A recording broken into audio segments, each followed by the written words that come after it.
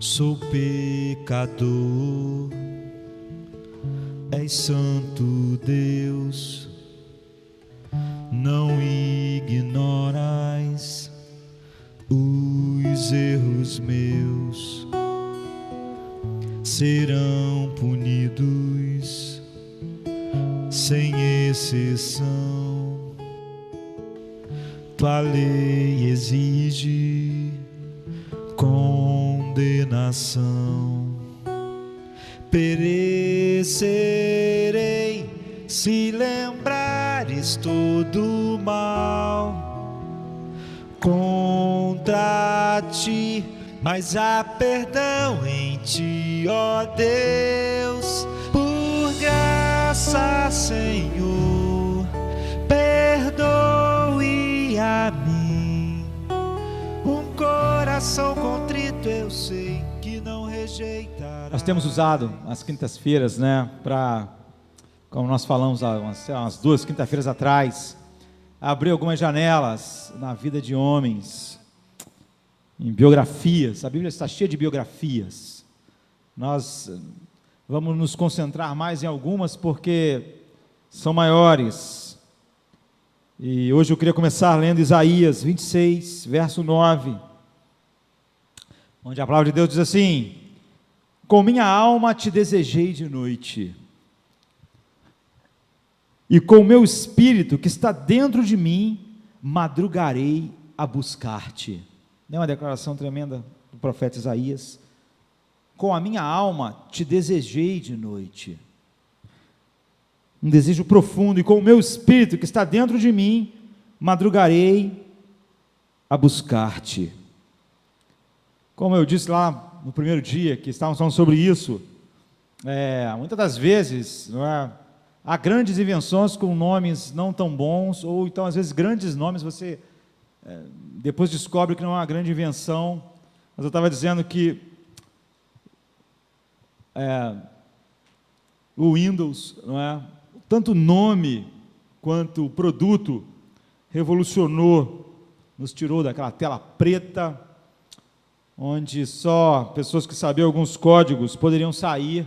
Mas nós sabemos que para a vida o ser humano está na escuridão e não tem código nenhum. Paulo diz: o homem vai de mal a pior. E Deus então nos deu a glória de em nossa escuridão abrir janelas. E eu disse que esse nome era um grande nome, porque janela serve para nos dar uma perspectiva, abre um mundo para nós, traz luz, traz insight, nos faz ver beleza, nos tira do ambiente que gera claustrofobia, que é o pecado. Então, é isso que a palavra de Deus faz por nós. E se nós temos tido a palavra de Deus e ainda continuamos em todos esses ambientes, é porque nós não tocamos de fato na palavra de Deus, que vai abrindo essas janelas. E não é uma janela para o mundo simplesmente, mas para o mundo de verdade, para o mundo como Deus vê, para nós enxergarmos o que não podemos ver de outra forma. E eu quero dizer que, ao olharmos assim, só existem 2 abordagens para a vida no mundo. Nós podemos achar que os homens são diferentes, que a vida é diferente, mas há só 2 abordagens. Uma abordagem é encontrada naquilo que nos cerca, né? No que você pode ver, no que você pode tocar, no que você pode provar, no que você pode ouvir. Ou seja, as ações,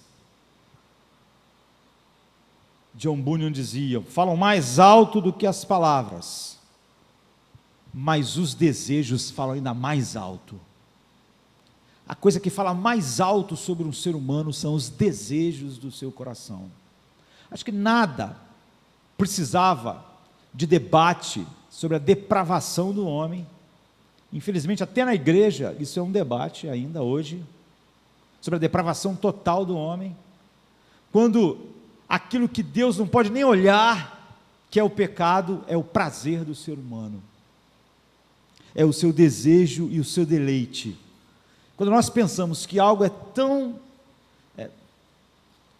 revoltante a Deus, que Ele não pode nem olhar, e aquilo é o prazer, nós vemos como realmente os desejos e os prazeres mostram a diferença. A busca de prazer impulsiona todas as ações dos homens, todas elas. Impulsiona suas decisões,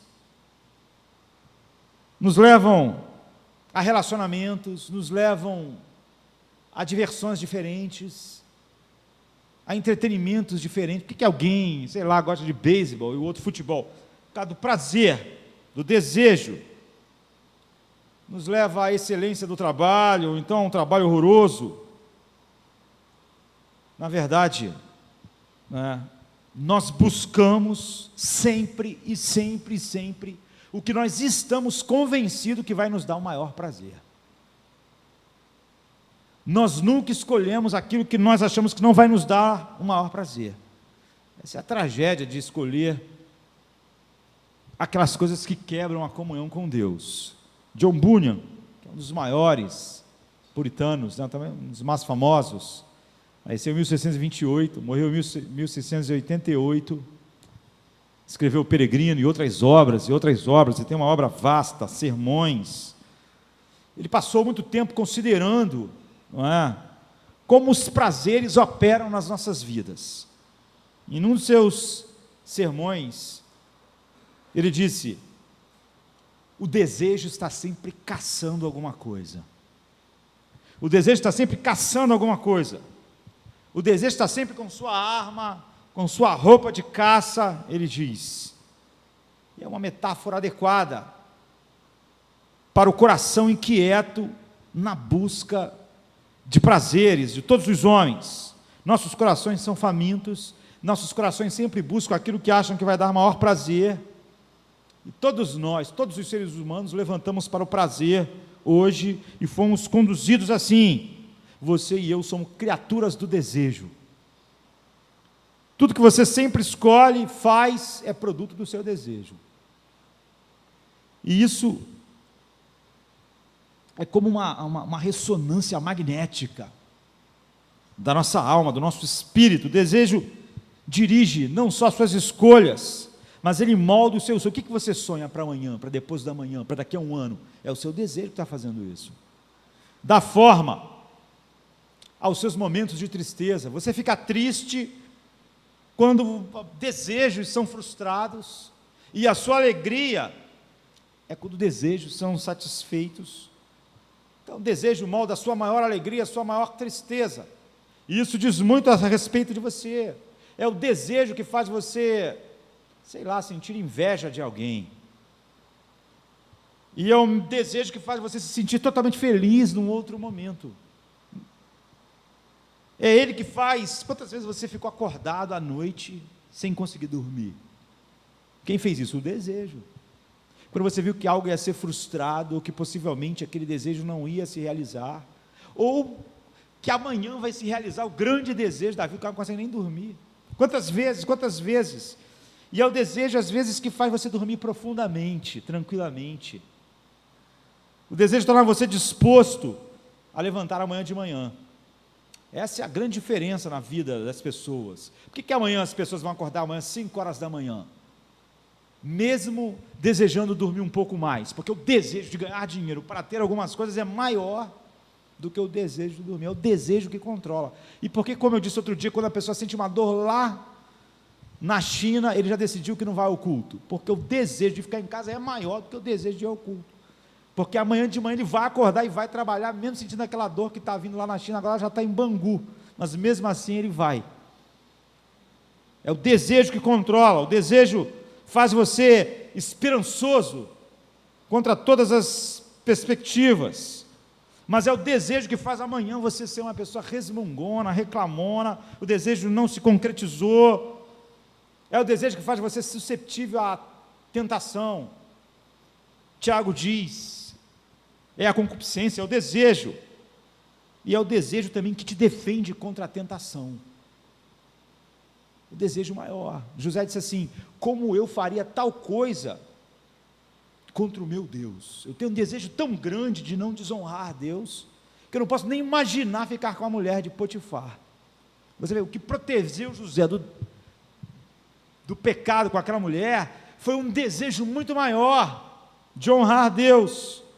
Então é o desejo que faz você celebrar, e é o desejo que faz as pessoas estarem na depressão. Nossa geração é a geração que mais tem coisas na história, mas é a geração mais deprimida, porque ela quer muito mais coisas, ela deseja muito mais coisas, deseja ser um pouco mais magro, um pouco mais alto, ter um pouco mais de cabelo, ser um pouco mais forte,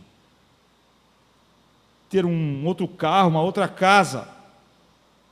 O desejo pode fazer de você o melhor dos amigos e o pior das pessoas, aquelas pessoas insuportáveis de estar junto. É isso. O desejo vai fazer você se apresentar diante de Cristo como um servo, ou tentar agir amanhã como se você fosse o rei da sua própria vida. Então o desejo é o nosso maior problema, e é isso que John Bunyan estava dizendo no seu sermão. Todo desejo é caçador, ele está sempre caçando, todo dia, o tempo todo. Então a grande guerra espiritual é travada pelo controle dos nossos desejos. Discernir os nossos desejos é a coisa mais sábia que nós podemos fazer. E os desejos egocêntricos levam a gente a todo tipo de problema. Todo tipo de problema que você vê à sua volta no mundo. Por que a sociedade tem problema? Por causa disso, dos desejos. Eles entram em conflitos. O desejo de vencer argumentos, o desejo de comer mais do que é necessário, o desejo da preguiça, o desejo de perseguir o sexo mesmo quando ele desonra a Deus, o desejo do ganho egoísta à custa da honra, da glória de Deus, da obediência a Deus. O coração persegue não um desejo, mas milhões de desejos, todos os dias. E o Evangelho de Cristo então nos confronta com os nossos desejos.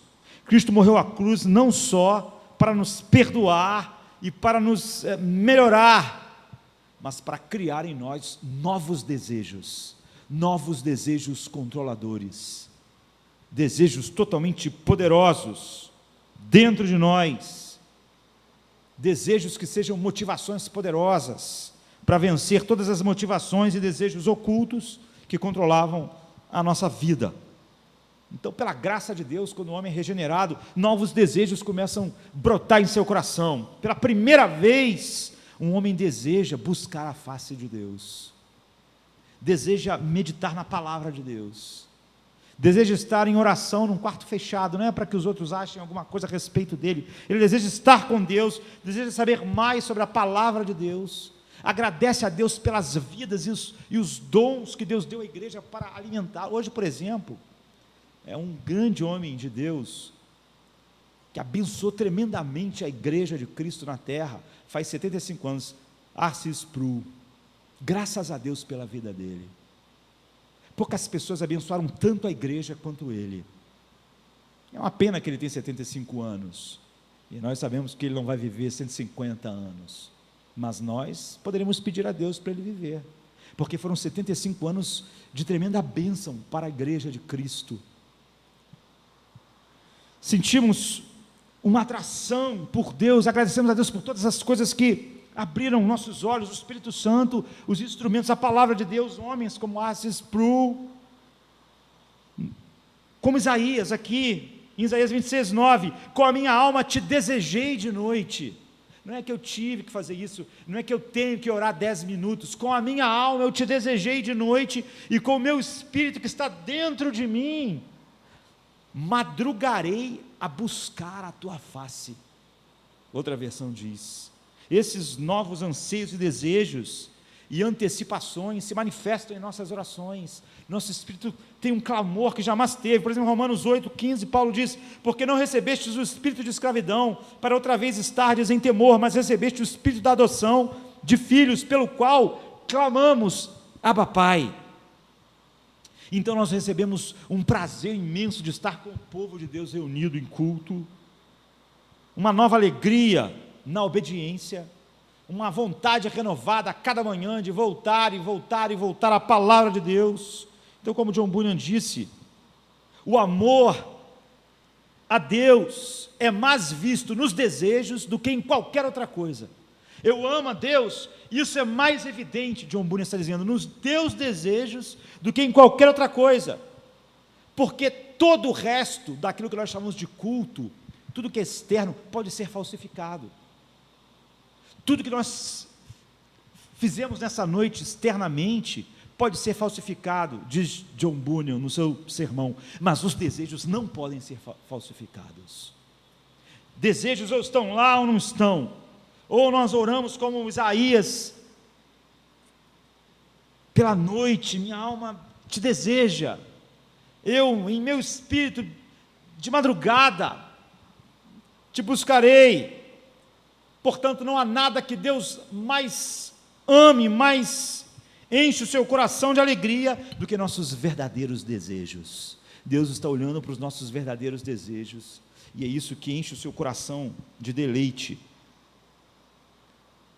Então, se Deus tem a prioridade em nossos desejos, quando Deus tem a prioridade em nossos desejos, quando os nossos desejos por Deus suplantam qualquer outro desejo, então Deus tem nossos corações. De nenhuma outra maneira Deus tem nossos corações, a não ser dessa maneira. Quando José, sendo tentado por uma mulher, sobre a pressão de poder ser preso, diz: de maneira nenhuma eu farei algo contra o meu Deus, eu desejo honrá-lo. Isso é um desejo que sobrepõe, eu não vou nem colocar em... Então Deus é supremamente honrado, porque quando Deus tem a prioridade dos nossos desejos, só então é evidente que Deus tem nossos corações, porque, como disse John Bunyan, todos os atos externos de culto podem ser falsificados, mas nossos desejos não podem. E quando Deus tem nossos corações, isso é um milagre, porque nós não nascemos com um coração que fosse desejoso por Deus. O que muda fundamentalmente é que, quando isso é verdade, nós não vivemos mais para nós mesmos, nem para a satisfação de qualquer inclinação que ainda exista em nós, que seja pecaminosa. Nossos corações agora são movidos por novos desejos que nossos vizinhos, nossos colegas de escola, nossos colegas de trabalho, ninguém que não for regenerado sequer pode imaginar. Então a vida só tem duas maneiras de ser vivida. A vida é encontrada naquilo que você pode ver, tocar, provar, ouvir, e essa é a abordagem do mundo. Essa é a abordagem oposta à daquilo que Isaías está dizendo. E essa abordagem leva a 3 lugares. Ela leva a uma preocupação desordenada com a nossa aparência, porque ela é o que pode ser visto, tocado, olhado, sentido. Quem dera nós pudéssemos dizer que a nossa geração é livre disso, mas isso seria uma piada. Eu estava lendo a estatística impressionante da Associação Americana de Cirurgiões Plásticos, que por ano é feito mais de 20 milhões de operações plásticas nos Estados Unidos por nenhuma doença.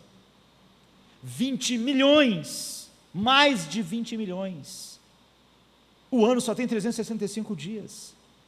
Mais de 20 milhões só nos Estados Unidos. Estamos obcecados com a nossa aparência. Essa abordagem de vida faz a gente ficar obcecado com as nossas posses, e o sucesso, segundo essa abordagem de vida, é definido pelo tamanho da pilha de coisas que você tem. Quanto maior for a pilha, mais sucesso você tem. Então fica cada um olhando para a pilha dos outros. Nos Estados Unidos somente, as empresas de cartão de crédito,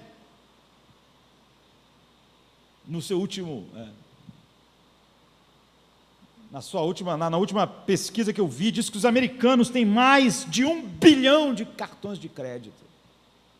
Mais de 1 bilhão de cartões de crédito. Visa e Mastercards. E que todas as pessoas lá, que estão abaixo de 30 anos, são chamadas hoje da geração da dívida, porque estão todos endividados. Todos gastam mais do que podem. É a geração da dívida, e que nos últimos anos, a dívida nessa faixa etária cresceu 70%. você vai levar uma vida de ocupação desordenada, entretenimento e busca de prazer, porque essa é a busca, é isso que John Bunyan estava dizendo, o prazer é um caçador. O prazer é um caçador. Você quer obter todo o prazer que você puder. E no outro artigo que eu li sobre a América, e não é diferente, todo mundo ocidental, mas na América especificamente, é o que eu estava lendo, é que no lar médio americano existem mais televisões do que pessoas em cada casa. Cada casa tem mais aparelhos de TV do que pessoas morando lá. Essa é a abordagem da vida. Isso não tem fim. Agora há uma outra, uma abordagem muito diferente para a vida, é uma abordagem interna. Essa abordagem diz que a alegria mais profunda não tem nada a ver com nenhuma dessas coisas. Tem a ver com aquilo que Isaías estava dizendo. Diz que essas coisas não podem ser encontradas em nenhuma dessas coisas que caracterizam. E essa é a guerra desse lado da eternidade.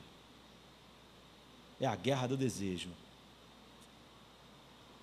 Essas são as duas abordagens da vida. E onde você está, é onde seu desejo está. John Bunyan estava dizendo, todo o resto pode ser mentira, mas seus desejos não mentem. Não são falsificados. Todos nós, em algum nível, somos atraídos pelo poder desse mundo. Não é que você, estando aonde José estava, Isaías estava, você está livre de toda guerra. A Bíblia diz 5 coisas sobre os cristãos. Nós podemos falar sobre todas, mas só para ficar como um parâmetro. Por exemplo, em 1 Pedro 1, 8 e 9, diz assim, ao qual não havendo visto, essas pessoas não fazem parte dessa geração que nós estávamos descrevendo, elas não tinham quase nada. Ao qual não havendo visto, não tem nada a ver com ver, tocar, a mais, no qual não vendo agora, mas crendo, vos alegrais com gozo inefável e glorioso, ou cheio de glória, uma alegria indizível e cheia de glória, algumas versões, alcançando o fim da vossa fé, a salvação das vossas almas. Eles amavam a Cristo, eles criam em Cristo, eles se gloriavam em Cristo, e por tudo isso, eles já estavam experimentando agora a salvação na qual eles vão experimentar na plenitude. E como nós, eles não são uma outra geração diferente. Pedro não está falando de uma pessoa, de um grupo de pessoas que tiveram com Jesus, ele está falando sobre pessoas como nós, que nunca viram Cristo, e que viviam numa sociedade cheia de coisas, para que eles fossem caçadores de desejos, assim. Agora, esse é o verdadeiro cristianismo. Eles estavam enfrentando a vida como nós, nunca tinham visto Cristo, mas Deus salva nossas almas, trabalha em nossos corações, um amor e uma confiança grande, perene, de tal maneira que o secularismo, o ateísmo prático, que é colocar em outras coisas,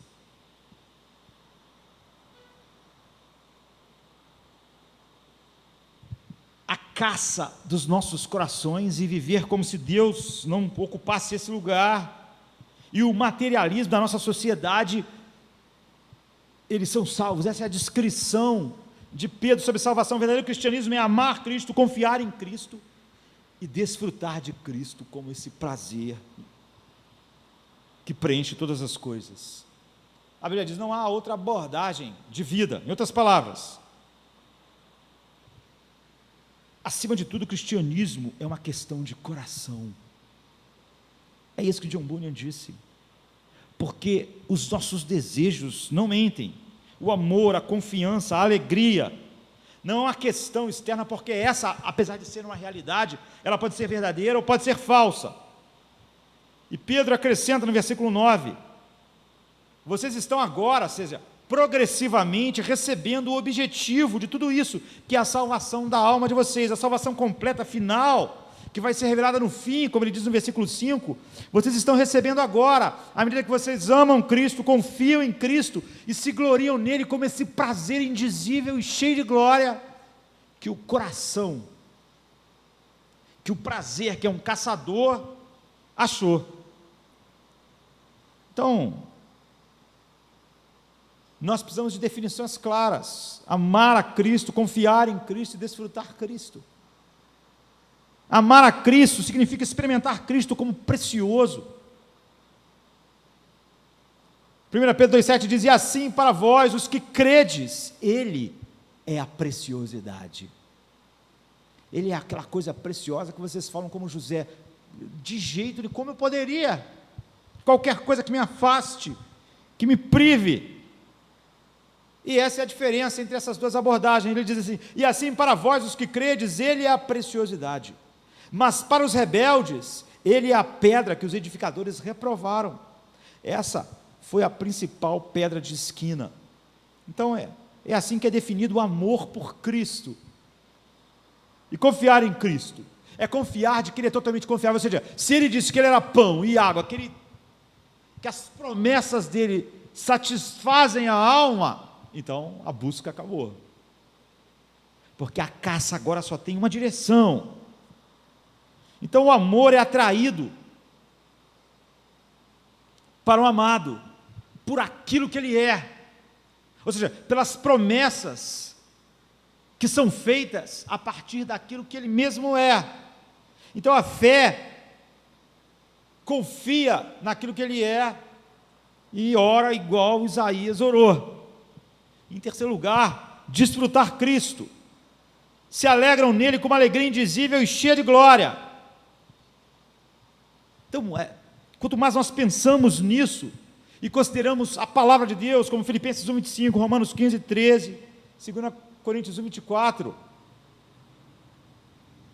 nós só podemos conceber a alegria quando ela é produto, não é, do amor e da fé. É esse amor e essa fé, definida por Pedro, que produzem essa alegria indizível e cheia de glória. Ela é um eco, esse amor, essa alegria é um eco das emoções, dos desejos satisfeitos em Cristo. São sentimentos profundos que nos atraem. Por isso Isaías fala de noite, de madrugada, é uma atração que vai até o fim do dia, e quando o dia começa, ela não demora a começar, ela já está lá. Profundos sentimentos bons de estar confiante de que Ele é tudo aquilo que Ele prometeu ser, e o desejo por Ele é a alegria, a alegria é o eco desses sentimentos profundos. Nós somos atraídos porque Ele é a preciosidade. E esses sentimentos são maravilhosos, porque nós só temos alegria na confiança, porque sabemos que o resultado, ou seja, aquilo que nós esperamos, é completamente satisfatório.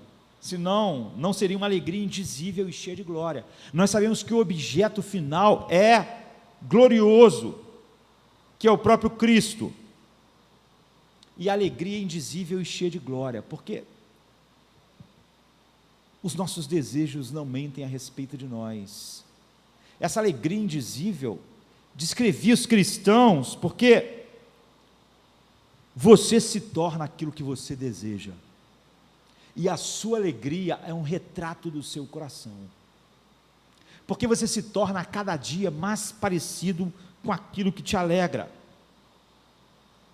O que dá qualidade à sua alegria, à minha alegria? Não só a intensidade, mas o caráter moral. O que faz a alegria ser bonita ou a alegria ser feia? Depravada ou nobre? Suja ou limpa? A resposta é que a coisa apreciada é que dá o caráter da sua alegria. Se você gosta de piadas sujas, seu coração é sujo. Se você se alegra nisso, seu coração é sujo. Se você gosta de de olhar algo imoral aos olhos de Deus, é assim que o seu coração é. Não é que o mundo é muito sensual. Aquilo no que você se alegra é um retrato daquilo que você é. Se você se alegra em coisas materiais, a sua alegria será como a coisa material, ou seja, ela murcha, porque tudo que é material murcha. A beleza murcha, o dinheiro acaba, a vida se esvai, e a alegria vai junto, porque essas coisas estão juntas. Então Pedro diz que a alegria cristã é inexprimível e cheia de glória. O que torna ela assim? É porque Cristo é a preciosidade dos que creem. E a confiabilidade, a preciosidade de Cristo torna você parecido com o que você deseja. A sua alegria também é indizível e cheia de glória, porque o objeto da sua alegria é indizível e cheio de glória, Cristo. Então, cristãos anseiam por Cristo, então eles se tornam cada dia mais e mais parecidos com Cristo, porque Cristo tem em si toda a plenitude da glória do Pai, e por isso nossa alegria nele é uma alegria glorificada, e a plenitude de Deus é algo insondável e indizível, e por isso a nossa alegria é indizível, e a nossa alegria então vai sendo alterada de um grau para outro grau, cada vez maior nisso, é uma alegria indizível e glorificada, porque é a alegria em amar, se deleitar, provar, confiar num Cristo que é indescritível e glorioso. Agora, nós não precisamos vê-lo para isso. Aquelas pessoas nunca o tinham visto. Essa é a outra abordagem de vida, porque é como se vissem de uma outra maneira. Por exemplo, em Romanos 15, 20 e 21, Paulo diz assim: e desta maneira me esforcei por anunciar o Evangelho, não onde Cristo foi nomeado, para não edificar sobre fundamento alheios, onde, como está escrito, aquele a quem não foi anunciado, o verão, e os que não ouviram, o entenderão. Ou seja, Paulo está dizendo, os gentios vão ver Cristo pela pregação do Evangelho. Ele pode ser visto e compreendido muito mais do que se você pudesse vê-lo fisicamente. E essas pessoas que Pedro está dizendo, e nós, que nunca vimos Jesus fisicamente, estamos numa posição de conhecer Cristo muito mais do que a maior parte das pessoas que viram Cristo fisicamente, porque Jesus diz, vendo, não viram. Há uma visão que é infinitamente mais importante do que ver com os olhos, que é a visão espiritual, como Paulo descreve em 2 Coríntios 4,6, porque Deus que disse que das trevas resplandecesse a luz, é quem resplandeceu em nossos corações para a iluminação do conhecimento da glória de Deus na face de Cristo. Então há uma visão espiritual no coração da glória de Deus na face de Cristo, e sem ela ninguém jamais foi salvo. Mas essa visão, o Espírito opera em nós através da palavra de Deus, porque nós podemos ver claramente Cristo na palavra, como as pessoas que viram Ele fisicamente, a grande maior parte das pessoas não viram. Como isso pode acontecer? Quando você olha para os 4 evangelhos, Mateus, Marcos, Lucas e João, nós podemos ver Cristo mais claramente do que a grande maioria das pessoas que viveram e que puderam ver Jesus. Se você ler os 4 evangelhos, com tudo que ele mostra sobre Cristo, você vai ver a glória de Cristo muito mais do que aquelas pessoas, sabe? Nicodemos, a mulher Ciro-fenícia, o centurião, a viúva de Naim. Não estou falando nem daquelas pessoas que não tiveram visão nenhuma, mas dessas pessoas, Nicodemos, a mulher Ciro-fenícia, o centurião, a viúva de Naim, Zaqueu, ou o ladrão da cruz, ou as multidões que viram coisas incríveis. Eles viram um fragmento de conversa aqui, viram alguma coisa ali, mas os evangelhos, você tem 4 retratos complementares de Cristo, inspirados por Deus, que abrangem toda a gama de ensinamentos que mostram a glória de Cristo, para aqueles que têm um novo coração. Os evangelhos são melhores do que ter estado lá. Você é levado para dentro do círculo íntimo de Jesus apostólico, que provavelmente você não estaria, a grande multidão, a maior parte das pessoas não estavam. Você, através dele, você vai para o Getsêmani, onde ninguém estava a não ser Cristo, orando ao Pai. Você vai até o julgamento, até a crucificação, a ressurreição, a todas as reuniões após a ressurreição. Você enxerga os discursos inteiros, você enxerga as explicações de Cristo, você vê toda a gama do seu caráter, como ninguém na terra jamais viu. Você vê nos evangelhos, você vê como ele era livre de toda ansiedade, mesmo não tendo um lugar para repousar a sua cabeça e não tendo bem algum no mundo. Você vê a sua coragem frente à oposição, à morte, a ira do Pai,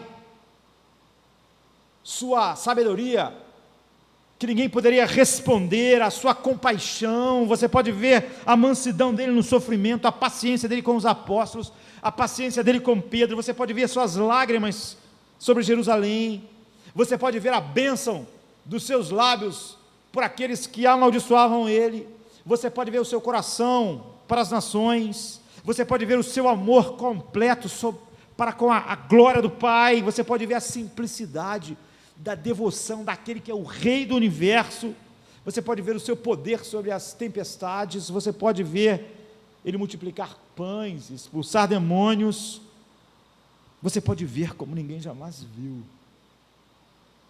Apesar de você não ver agora, em outro sentido você vê ele muito melhor do que milhares e milhares e milhares de pessoas que viram ele face a face. Você vê Deus brilhando no rosto deste homem, a cada passo, em cada frase dos evangelhos, e depois em cada carta, e depois com o coração aberto, em cada livro do Velho Testamento. Então você pode amar e confiar nele, e você pode então exultar com uma alegria indizível e cheia de glória. Como eu disse antes, quando Deus tem a prioridade dos nossos desejos, Ele tem o nosso coração. Isso é um milagre, porque os teus desejos são as únicas coisas que nunca mentem. A metáfora de caça de John Bunyan se encaixa perfeitamente em nossos desejos. Amanhã de manhã, nossos desejos vão acordar para caçar. Hoje, eles caçaram, e caçaram o quê? Nós lemos Isaías dizendo: à noite na minha cama eu vou buscar a ti. Ele é um caçador, e amanhã no meu espírito eu vou madrugar para buscar a tua face. As promessas de prazer sempre levam nossos corações para algum lugar, assim como o caçador que sai à busca da caça. E a conclusão de John Bunyan, do seu sermão em Provérbios 10, 24, ele diz: aquilo que o perverso teme sobrevirá sobre ele, mas o desejo do justo será concedido. John Bunyan foi um homem que caçou no mundo, é a sua história, mas ele, depois que encontrou Cristo, a sua caça foi tão intensa, ele passou anos na cadeia, escreveu livros maravilhosos como O Peregrino, deixando claro que o seu coração estava tão longe daqui, como um peregrino totalmente distante da sua casa. E John Bunyan morreu há 326 anos atrás. Há 326 anos ele está desfrutando dessa alegria indizível e cheia de glória. Nos seus últimos dias de vida, John Bunyan disse assim: eu me vejo nesse instante no fim da minha jornada. Meus dias cansativos terminaram, agora eu irei ver a cabeça que foi coroada com espinhos. Eu tenho andado e vivido por fé, mas agora eu vou para onde eu vou viver por vista, e contemplarei Ele, cuja presença e companhia é o meu deleite e o meu desejo mais profundo. Eu gosto de ver as marcas dos pés do meu Senhor que foram deixadas neste mundo, sobre a terra, mas eu quero mesmo é ver os seus pés. É assim que ele morreu, alegria indizível e cheia de glória. Eu falei tudo isso para mostrar a você qual é a guerra da vida. E só agora eu vou abrir já que eu falei que as janelas são sobre biografias, vou abrir a janela de hoje. Em 1 Samuel 16, de 1 a 3, a Bíblia conta a história de Samuel, e Deus abre a janela sobre o coração de Samuel, e vai mostrar a nós que nós sempre devemos ser pessoas atentas, se somos de fato esses homens que têm desejos voltados para Deus, porque isso não quer dizer que não há nenhuma guerra, nenhuma luta, mas se a luta aqui for perdida, ela foi de fato perdida, porque você vai buscar aquilo que mais você deseja. Em muitos aspectos, isso mostra a importância, a luta da abordagem da vida interior, disso que Pedro estava descrevendo, que Isaías descreve, e a mentira da abordagem da vida externa, que é as duas únicas formas de viver. E esse é um dos textos mais tristes da Bíblia, em 1 Samuel 16, porque é triste ver Deus chegar e dizer: eu não quero mais Saul.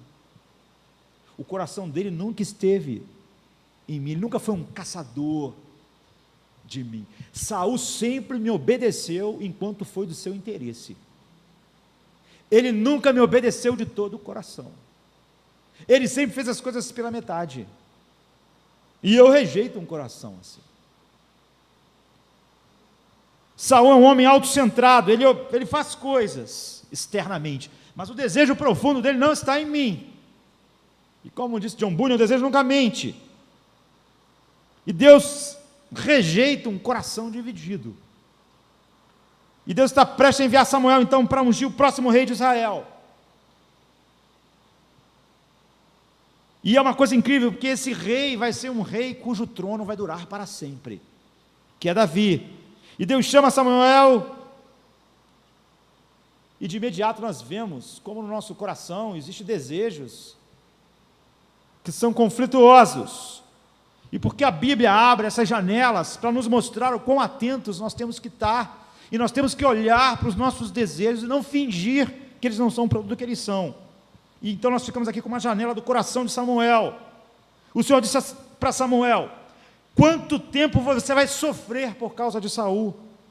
Eu o rejeitei para que ele não reine sobre Israel. Saul estava de luto, ele estava triste,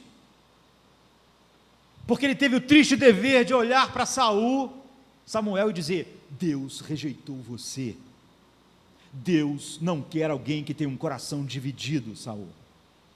Ele teve a triste incumbência de fazer isso, e a Bíblia diz que Samuel nunca mais viu o rosto de Saul até ele morrer, depois disso. Mas, apesar disso, Samuel amava Saul, e ele se encheu de tristeza, e essa tristeza paralisou Samuel. Samuel ficou de luto, de luto, de luto, de luto. E Deus vai a Samuel e diz: Samuel, não é meu plano, não é mais não é o que eu quero, o teu luto não pode continuar, meus propósitos não vão ser feitos por aí, você não pode deixar um sentimento no seu coração sobrepujar o sentimento que deve dominar o seu coração. O luto e a tua tristeza por Saul estão entre a minha vontade e você. Portanto, até quando você vai chorar pelo aquilo que eu disse que não vou fazer? Eu preciso que você se levante, eu preciso que você faça o trabalho que eu quero, eu tenho um compromisso com o meu plano não está sobre Saul, e sua tristeza paralisante é algo que faz o teu coração não estar indo em direção ao meu coração também. O luto é uma coisa muito poderosa. Eu peço que nós, a tristeza, de maneira geral, pensemos às vezes, a olharmos para essa janela que Deus abre, nós não poderíamos ver o coração de Samuel se Deus não fala assim. Pense em toda tristeza que se coloca entre você e o plano de Deus. O luto que faz você olhar para trás e que te paralisa, impede de experimentar a alegria de viver aquilo que Deus quer que você viva.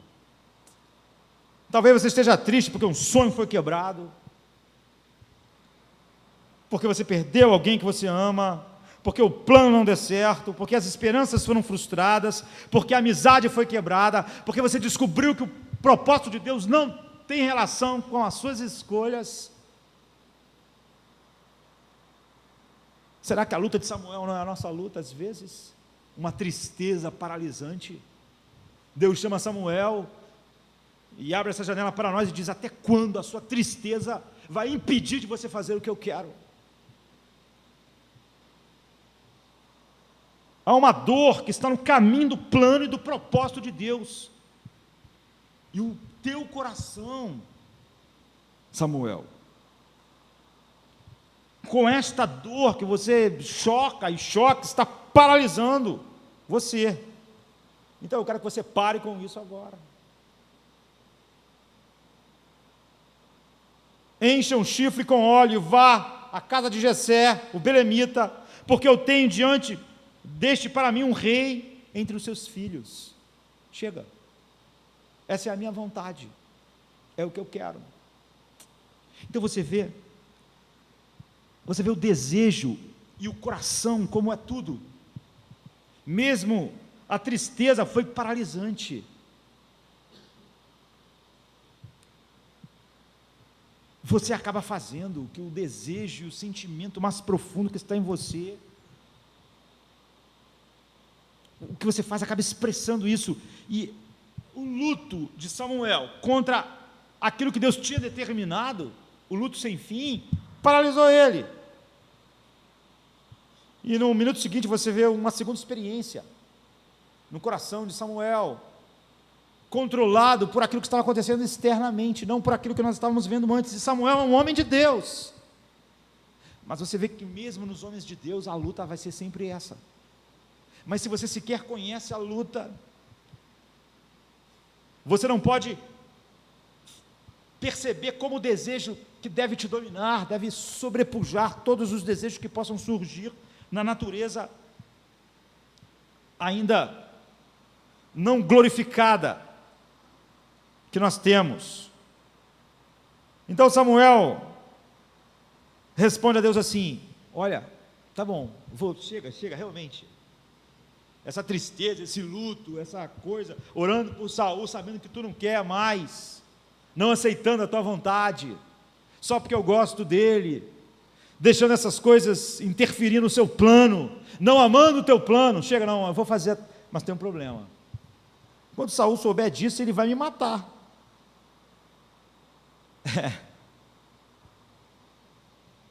Samuel sabe como Saul é, e ele sabe como é a sua ira, e ele é capaz de violências terríveis. Então a segunda coisa poderosa no coração de Samuel aqui, que estava impedindo ele de fazer o que Deus queria, era o medo. Sabe? Medo.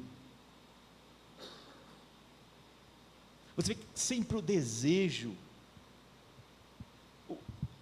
de, sobre tudo que Deus é, deve controlar tudo.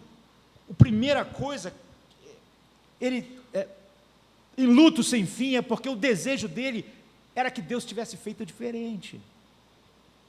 E o desejo dele por Saul, ao ser contrariado, controlou ele. Agora, há um outro sentimento em seu coração, o medo. É o desejo de autoproteção, não é? É por isso que na Bíblia a coisa mais repetida é Deus dizer: não temas. Dizer: não temas. O medo, se estiver no seu coração, controla você, controla o que você faz. Se não for a alegria indizível e cheia de glória naquilo que eu vou fazer, que controla você, você fica parado. Agora, o que é o medo para nós? Como essa experiência é a nossa experiência, os medos físicos, os temores físicos, queridos, Quantas vezes você duvidou da bondade de Deus por causa de medo com a sua saúde? Quando o médico deu a notícia, quando sentiu a dor, quando estava, puxa vida. Quase todas as vezes que nós temos medos físicos, nós tendemos a duvidar da bondade de Deus. Você vê o desejo controlador por uma saúde, mais do que pela glória de Deus, mais do que por aquele objeto indizível e cheio de glória que produz alegria cheia de glória, leva a isso. O medo, talvez o medo do homem, sabe? Muitas pessoas, Deus tem dado a nós tremendas oportunidades para pregar o Evangelho. Muitas pessoas dizem que eu sou tímido, não sei o que. Nós temos medo da opinião das pessoas. Nós vivemos numa sociedade pós-cristã, nós temos medo de ser chamados de homofóbicos, nós temos medo de expressar as opiniões de Deus no mundo, nós temos medo de sofrer, nós temos medo de ser colocado de lado, nós temos medo de ser visto como pessoas antiquadas, nós temos medo de ser visto como dogmáticos, nós temos medo de ser visto como puritanos, nós temos medo.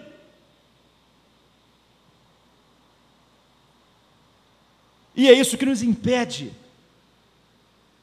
Nós podemos, num ambiente controlado, nos falar que nos deleitamos em Deus, mas nós temos medo. Essas experiências são universais. O medo que nos impede, a dor, sabe qual é a dor que nos impede? Existe um medo que te oprime. Essa é a batalha da eternidade. Porque se nós temos o medo, nós acordamos com desejos para caçar aquilo que nos livra dessas coisas que nós tememos. Porque o desejo é caçador. Essas duas abordagens de vida são tudo. Samuel não quer ir, porque ele ama Saul. E ele está no luto sem fim, mesmo sabendo que aquela é a vontade de Deus. Depois ele não quer ir, porque ele tem medo de se expor à fúria de Saul. Então Deus não expõe desnecessariamente seu servo. Ele diz assim: vá a Belém e vá fazer um sacrifício. Você é o profeta. Você não precisa anunciar no jornal que você vai ungir um rei. Vá lá, leve uma novilha. E quando ele foi chegando, nosso tempo está acabando, ele convida a família de Jessé para o sacrifício. E quando ele está chegando, os anciãos lá de Belém correm para ele e dizem: você vem em paz, porque um profeta, quando chegava, as pessoas ficavam com medo, porque nem sempre o profeta tinha coisa boa para dizer a eles. Você vem em paz. Ele diz: não, eu vim em paz, eu vim só sacrificar. E então você tem outro retrato do coração de Samuel. O versículo 6 diz assim: então ele começou a chamar os filhos de Davi, de Jessé, e a Bíblia diz assim: e sucedeu que entrando eles, viu Eliabe, e disse: certamente está perante o Senhor o seu ungido. Porém o Senhor disse a Samuel: não atentes para a sua aparência, nem para a sua grandeza, nem para a grandeza da sua estatura, porque eu tenho rejeitado ele, porque o Senhor não vê como o homem vê, pois o homem vê o que está diante dos olhos, porém o Senhor olha para o coração. Você vê, esse é o ensino, mas você vê que novamente Samuel fez a abordagem externa.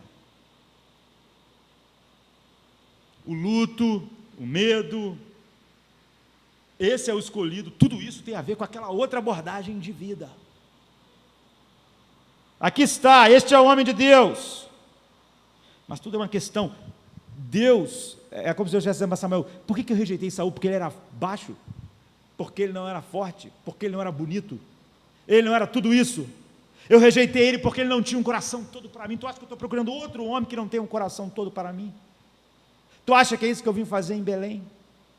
Tu acha que eu vou estabelecer o reinado eterno, um trono que não tem fim, para um homem, sendo que todo homem é um caçador, todo desejo do coração do homem é um caçador, um homem que não tem o seu coração totalmente voltado para mim?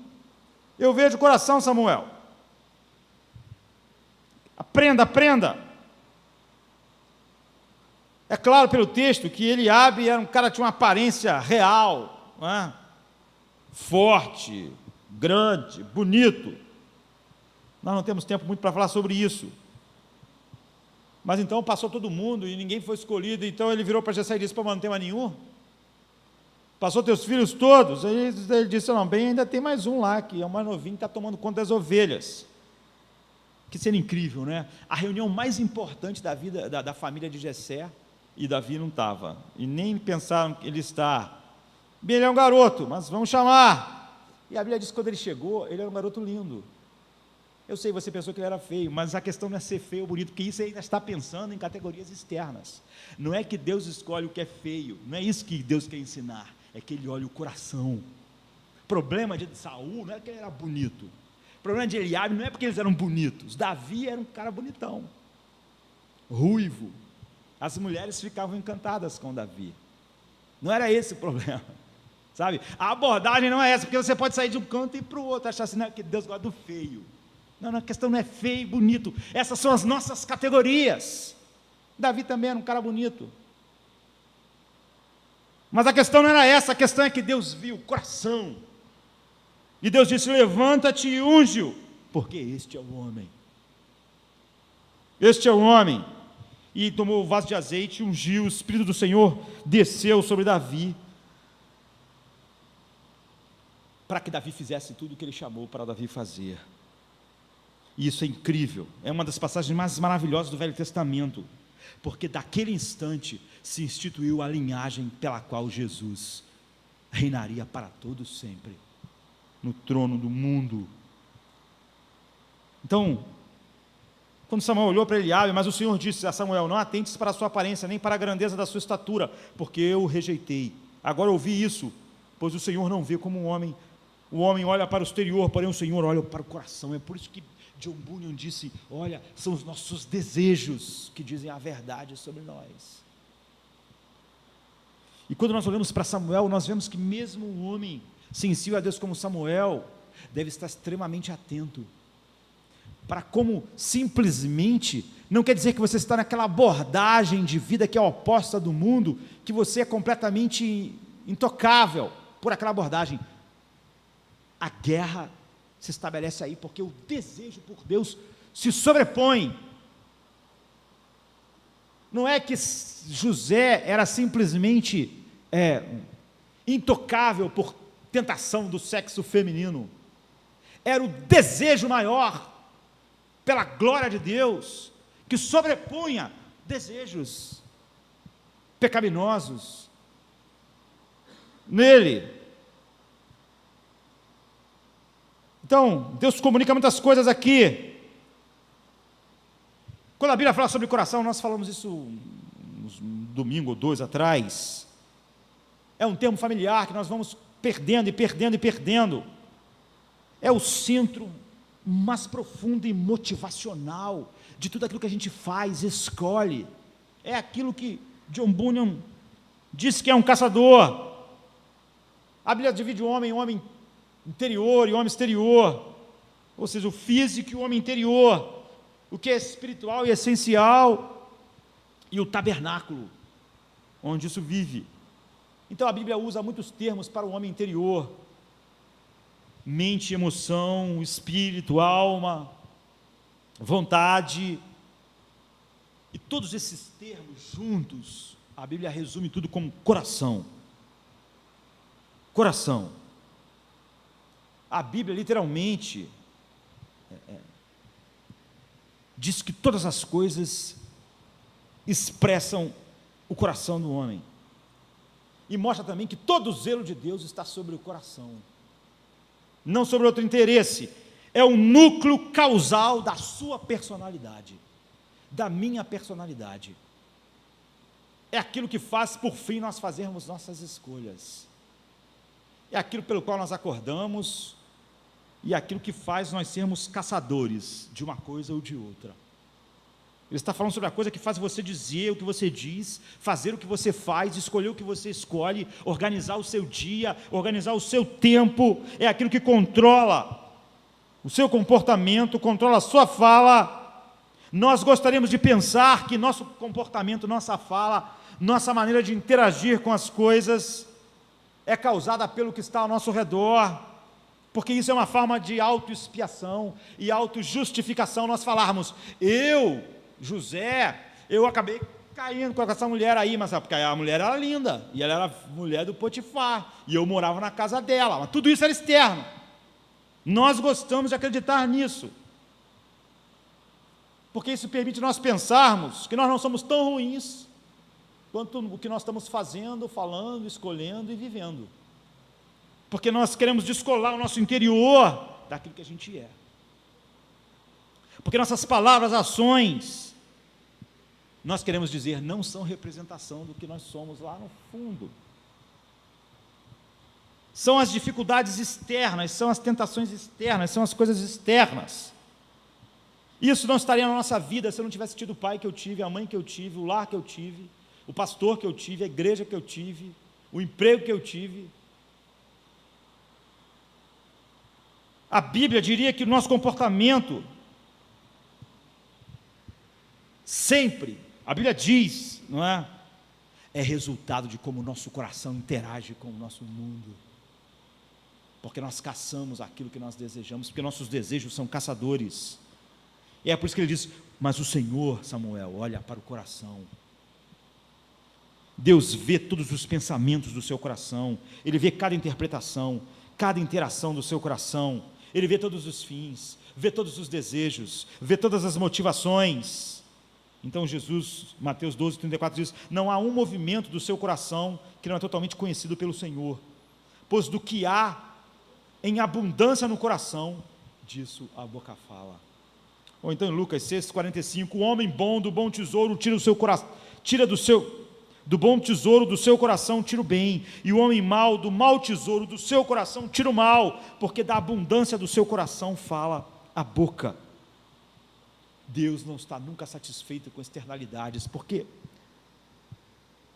Porque elas podem mentir para o bem, ou seja, elas podem mentir para ocultar nossas motivações. Então, a abordagem de Samuel, o luto sem fim, que era um desejo de que Deus fizesse as coisas através de Saul, através do que ele queria, que Deus não rejeitasse, que Deus não tirasse, e aquele luto não acabava nunca, paralisava ele. E o medo paralisou ele. E depois, a visão externa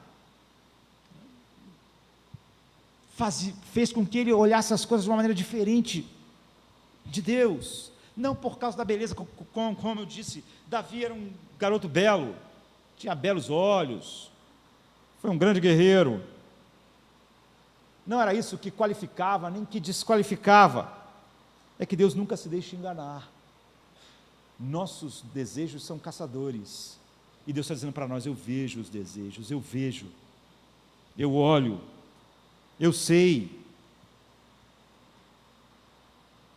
É por isso que Jesus, respondendo aos fariseus em Mateus 15, disse, bem profetizou Isaías, aquele Isaías que nós falamos no início, à noite eu te busco, e com a minha alma, pela madrugada, de manhã cedinho, eu te desejo e te busco, este povo me honra com os lábios. Jesus diz, bem profetizou Isaías acerca de vós, este povo me honra com os lábios, mas o seu coração está longe de mim, em vão me adoram, e ensinam doutrinas que são meros preceitos de homens.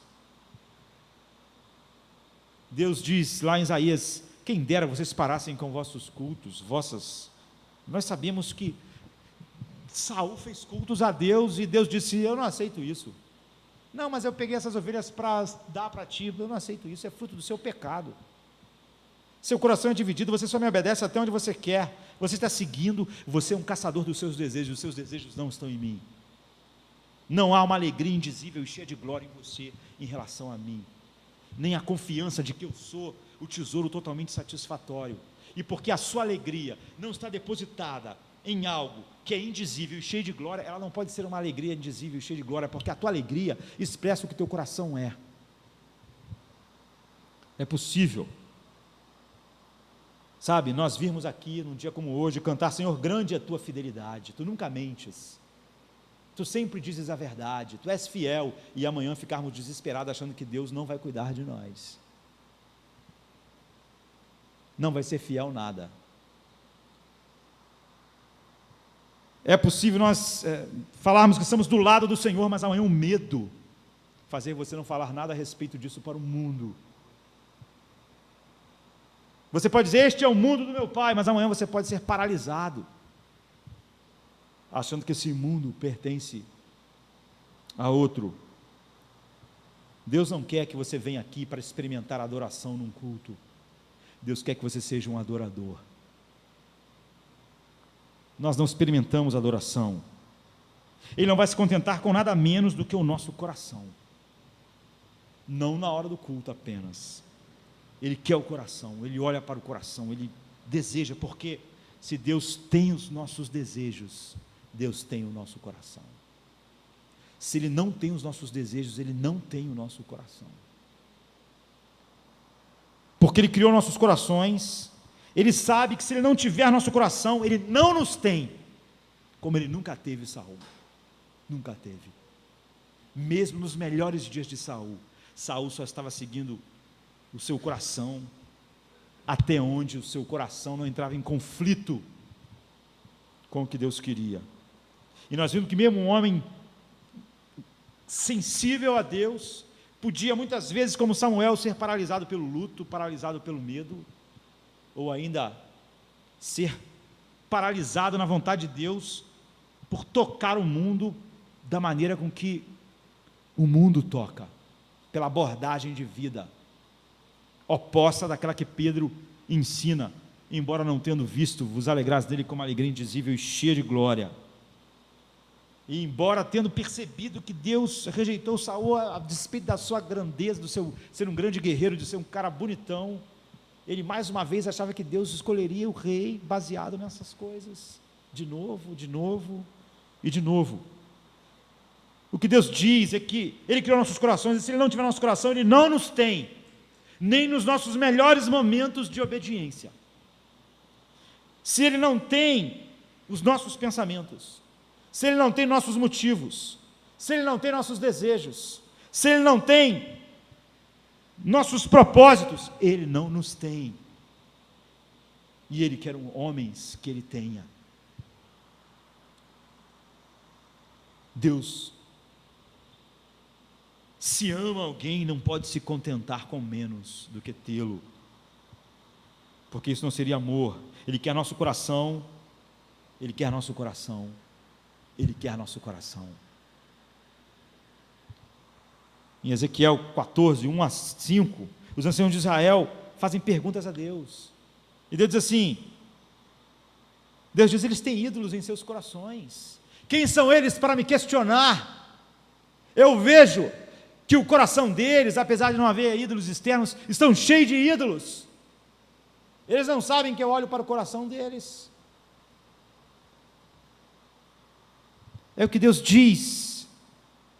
E veio a mim a palavra do Senhor, dizendo, filho do homem, estes homens levantaram os seus ídolos nos seus corações, e o tropeço da sua maldade puseram diante da sua face.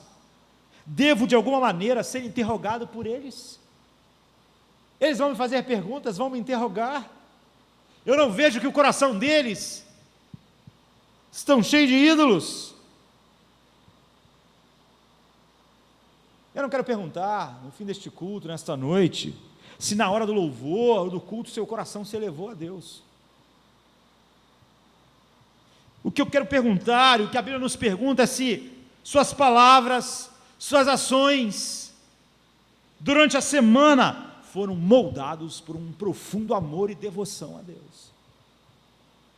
Ou você foi paralisado pelo medo, paralisado pelo luto, tocado por aquela abordagem de vida, como quando Samuel olhou para Eliabe. A questão não é se você adorou a Deus nesta noite, a questão é, você vive como um caçador dessa alegria indizível e cheia de glória, onde o objeto só pode ser um objeto que é indizível e cheio de glória infinita, e que por isso pode produzir alegria indizível e cheia de glória. Não há nada mais importante na sua vida, nem na minha, porque nada mais interessa a Deus, a não ser isso. O desfile dos filhos de Jessé não tinha nenhuma importância, porque Deus jamais olha para outra coisa, a não ser assim. Você vê, irmãos, aqui está a nossa luta. Não há outro lugar onde a luta esteja sendo travada. É a nossa única esperança. É o milagre. Porque naturalmente, nossos desejos não são caçadores de Deus. Nós não nascemos, e naturalmente nós não somos assim. Em Miqueias 5, a palavra de Deus diz: mas tu, Belém Efrata, embora sejas pequena entre os clãs de Judá, de ti virá para mim aquele que será o governante sobre Israel. Suas origens estão no passado distante, na eternidade, em tempos antigos. Por isso os israelitas serão abandonados até que dê à luz a que está em trabalho de parto. Então o restante dos irmãos do governante voltarão para unir-se aos israelitas. Ele se estabelecerá e os pastoreará na força do Senhor, na majestade do seu nome, na majestade do nome do Senhor, o seu Deus, e eles viverão em segurança, pois a grandeza dele alcançará os confins da terra, e ele será a sua paz. Qual é a única maneira de eu não ficar desesperado com o fato de Deus tão somente estar interessado no coração? Por causa dessa profecia, dessa escolha de Deus de um lugar insignificante, do Cordeiro perfeito que tomou todos os meus pecados, passados, presentes e futuros sobre ele, e fora dele não há perdão. Ele é o alvo glorioso e indizível, que produz alegria dizível e cheia de glória,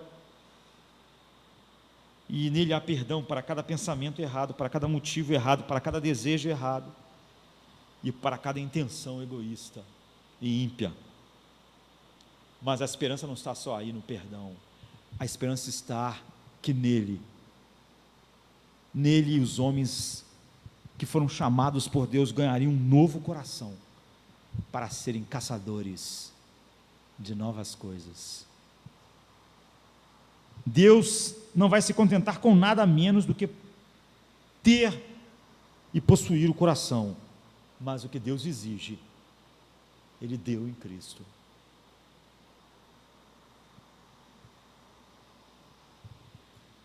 A promessa da nova aliança era de um coração que teria uma alegria indizível e cheia de glória, porque seria um coração caçador de prazer no único ser que é indizível e glorioso. Portanto, Deus dá o que Ele exige. Portanto, nós vemos no que Ele exige a sua misericórdia infinita. Samuel, em tristeza, medo, luto, olhando para a aparência, nos mostra que mesmo homens assim tem uma guerra para guerrear neste mundo, mas que os verdadeiros filhos de Deus guerreiam essa guerra triunfantemente. Não é que José fosse alvo, uma pessoa imune, é porque havia um desejo. Ele era um caçador de coisas maiores do que os outros desejos. E nós sempre somos frutos daquilo que o nosso coração deseja mais profundamente. É por isso que mesmo o homem ímpio, com um monte de desejos, é controlado pelo desejo mais forte. Como eu disse, todo mundo de manhã tem um desejo de ficar dormindo e não levantar. Mas há um outro desejo de ganhar o dinheiro que faz o cara levantar. Assim, o maior desejo vence. E quando nós temos um coração caçador da alegria indizível e cheia de glória, que encontra em Cristo isso, esse desejo vence os outros desejos. E quando Deus tem os desejos, Ele tem o coração. Quando Ele não tem os desejos, Ele não tem o coração. E é por isso que John Bunyan, pôde dizer no fim da jornada de alguém que tinha um coração assim: eu me vejo neste instante, no fim da minha jornada, meus dias cansativos terminaram e agora eu irei ver a cabeça que foi coroada com espinhos. Eu tenho andado e vivido por fé, mas agora eu vou para onde vou viver por vista, e contemplarei Ele, cuja presença e companhia é o meu deleite. Eu gosto de ver as marcas dos pés do meu Senhor que foram deixadas sobre a terra, mas eu quero ver seus pés. Ele não é aquela pessoa que Pedro estava descrevendo, que apesar de não tendo visto Cristo, se alegravam nele com uma alegria indizível e cheia de glória. Ele não é como Isaías, que diz em Isaías 26:9, como nós lemos: com a minha alma te desejei de noite, e com o meu espírito que está dentro de mim, madrugarei a buscar-te. Se Deus tem nosso desejo, Ele nos tem. Vamos ficar de pé, vamos orar. Por Deus mandado, Jesus desceu para aplacar a ira de Deus, a exigência Jesus pagou. Eu não mereço tão grande amor.